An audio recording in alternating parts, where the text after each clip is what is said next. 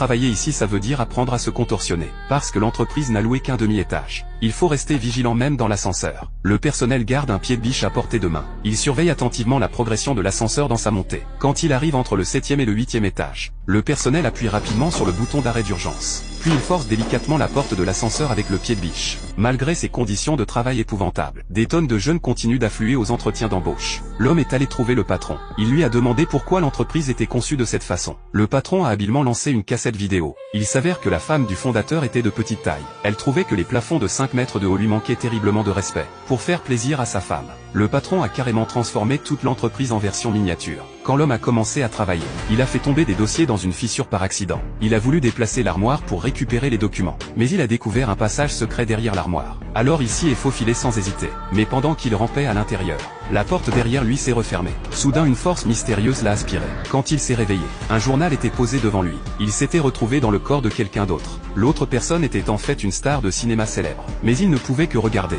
Il ne contrôlait absolument rien. 2h30 plus tard, l'homme s'est réveillé au bord de la route. Il est rentré chez lui et a raconté tout ça à sa femme. Sa femme n'en a pas cru un mot. L'homme a emmené sa femme au bureau. Il lui a montré ce fameux passage. Contre toute attente, sa femme a été très intriguée par cette histoire. Elle voulait l'essayer elle aussi. Il ne savait pas que le malheur allait frapper.